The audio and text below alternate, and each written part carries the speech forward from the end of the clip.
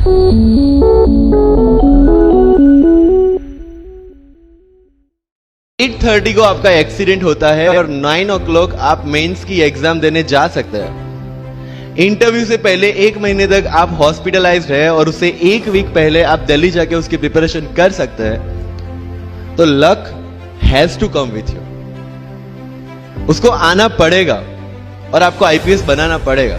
मैं एग्जाम के लिए निकला, मेंस मेरा था सुबह, GS3 का पेपर था। 8:30 को मेरा स्कूटी स्लिप हो गया, मेरा लिगामेंट इंजरी हो गया, लेफ्ट हैंड में इंजरी था, सीट से ब्लीडिंग हो रहा था। लेकिन मेरे पास 2 ऑप्शन थे। मैं खड़ा हुआ, मैंने देखा okay my right hand is safe and I decided I will go to the exam hall and write the exam. मेरे पास 2 ही ऑप्शन थे, या तो मैं वहां से उठ के रोने लगूं, यार मेरे साथ ही ऐसा क्यों हुआ, मेरा एक्सीडेंट हो गया, मेरा मेंस खराब हो गया और हॉस्पिटल जाओ, या दूसरा ऑप्शन था कि मैं देखूं कि मैं 3 घंटे और सरवाइव कर सकता हूं। हाँ कर सकता हूं। मैं मेंस के लिए एग्जाम हॉल में गया। ये जितने भी फोटोग्राफ्स लगे हैं, सर ने जैसे बताया कि जितने भी इंसान सक्सेसफुल हुए, अगर आप उसकी लाइफ स्टोरी देखेंगे तो कहीं ना कहीं एक मोमेंट आता है जहां पे वो इंसान की जो स्ट्रगल है वो पीक पे हो जाते हैं। वो इस मोमेंट पे आपको डिसाइड करना है कि आपको वहां से यू टर्न लेना है या आपको वहां से आगे निकलना है। इन सब लोगों ने डिसाइड किया कि उनको वहां से आगे निकलना है। एंड दैट इज द फंडा ऑफ लाइफ। सक्सेस उन्हीं को मिलता है जो इस स्ट्रगल वाले मोमेंट से आगे निकलने की सोचते हैं। जब भी आपको लगे कि आपके सिर पे बहुत मुसीबत है, जब भी आपको लगे कि आप हर तरह से गिर चुके हैं, जब भी आपको लगे कि आपके पास कोई ऑप्शन नहीं है, तब एक चीज आप अपने दिमाग में लाइएगा कि यही मोमेंट है जहां से आपकी तकदीर बदलने वाली है।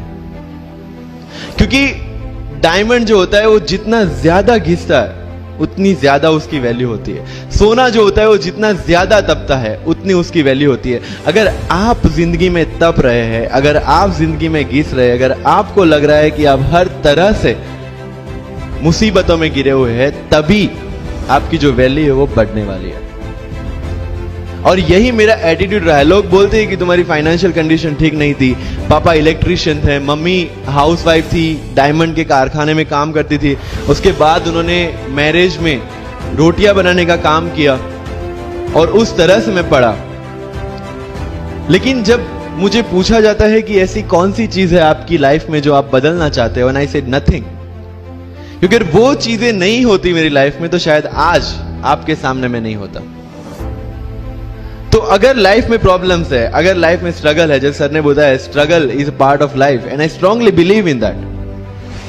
भारत वर्ष का सपना चंद्रगुप्त ने देखा, चाणक्य ने देखा, और उस भारत वर्ष को बनाने के लिए जब ये संघर्ष जारी था और तब राजा धनानंद की डॉटर दुर्धरा से चंद्रगुप्त को प्यार हो जाता है, और जब चाणक्य उनको बोलते कि नहीं तुम्हें उससे दूर रहना है, तब चंद्रगुप्त बोलता है आचार्य कभी कभी सोचता हूं कि जिंदगी में या ये भारत के सम्राट बनने के लिए इतना त्याग, इतना बलिदान ना देना होता तो।